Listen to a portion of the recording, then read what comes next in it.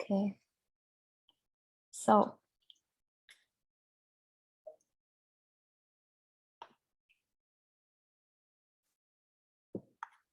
hi everyone. Today, we, Group 4 of the Quantitative Research class, will be presenting on experimental manipulation. So,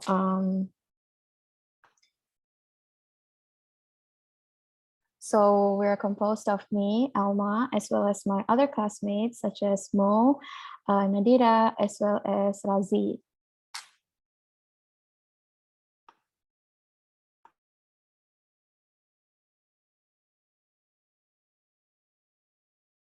Okay, so first of all, what is experimental manipulation? So according to Allen, experimental manipulation is the process through which researchers intentionally adjust, alter, or affect the independent variables. These independent variables can also be known as treatment variables or other factors. Next, please.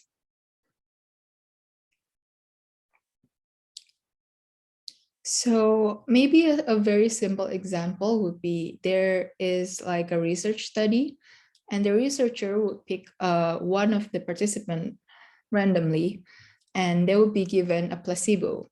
A placebo here is an innocuous or benign component. In a research, this component won't affect the result of the research, but the participant wouldn't know about that. They won't be able to tell whether this component will affect the research or not. So this placebo is given in order to account for any confounds and so that the researchers could examine the treatment's effectiveness. Later on, my friends will give a more detailed examples, but for now, I will give my presentation to Razi.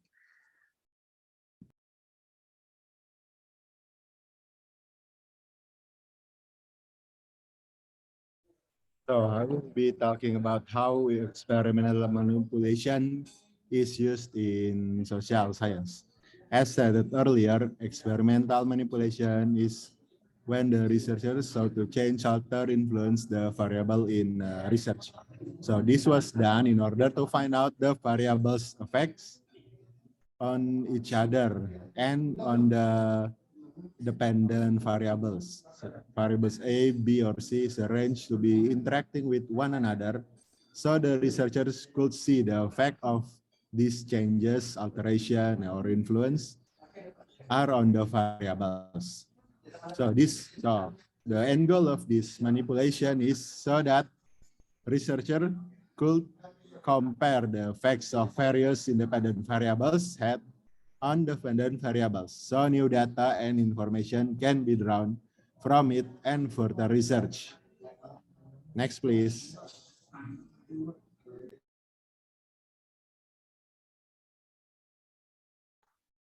So, what are the different ways to manipulate experiments? First, there's the task or role play. In this instance, researchers assign participants to engage in a particular activity or play pretend as part of the experiment. In this case, environmental factors such as lighting, sometimes even temperature, need to be carefully maintained so that it does not affect the DV or the dependent variable. And then second of all, the materials made by researchers. So in this instance, researchers give the participants a material where certain characteristics of the material are tweaked for variables for interest.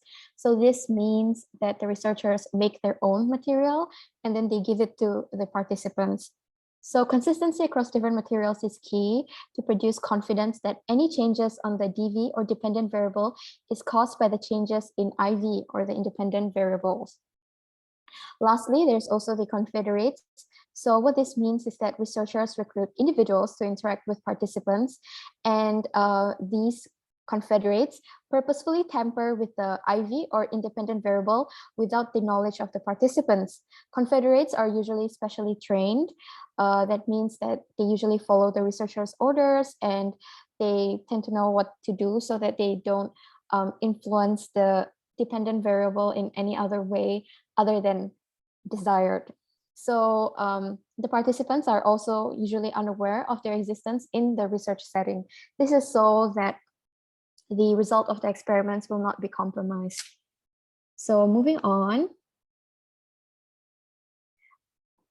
This is an example of how experimental manipulation is carried out in a real life setting. So for example, in this study, it's titled Investigating the Effect of Digitally Augmented Toys on Young Children's Social Pretend Play.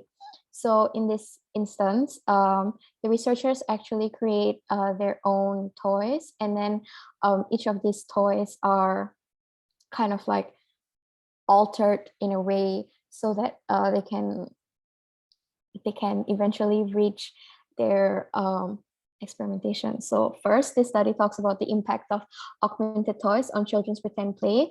So from here, it explores how the IV, or the independent variable, which is the augmented toys, influences the DV, or dependent variable, which is the children's pretend play. So experimental manipulation is carried out by varying the IV, where the experimental group are given design toys with audio-visual augmentation, while the control group are given design toys without the augmentation. Through this, the scientists can actually isolate the causal relationship between the IV and DV, so ensuring that there are no extraneous variables that are involved. This means that the changes observed in the DV must be caused solely by the changes in the IV and not by other variables.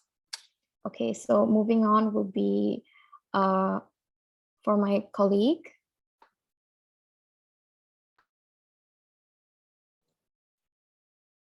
So another example is about optimizing stress and integrated intervention for regulating stress responses.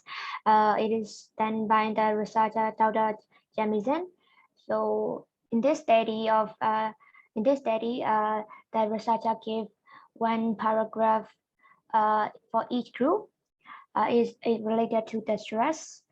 So in this study of 339 community college students, the researchers gave one group of students a short test explaining what happiness in your body when you get the stress, and why stress can help boost performance in challenging situations if you think about it as a coping tool rather than an hindrance. And also the other group read a few paragraphs on the stress response that with the recommendation not to think about any stress that came up. Both groups were then asked to briefly describe how the information might help them perform on exams. So the IV that is manipulated is the type of information given to each group, and the DV would be the student's performance on the exams. Next slide, please. So to summarize our presentations, experimental manipulations are targeted to specific findings. It has both strength and weakness. Its specificity allows for easily falsifiable finding and easy testing of specific laws, but it makes it hard to test overreaching theories because it tends to look at a single causal relationship one at a time. Next slide, please. So these are the references we used. Okay. Okay, thank you so much. This is all for our group. See you next time.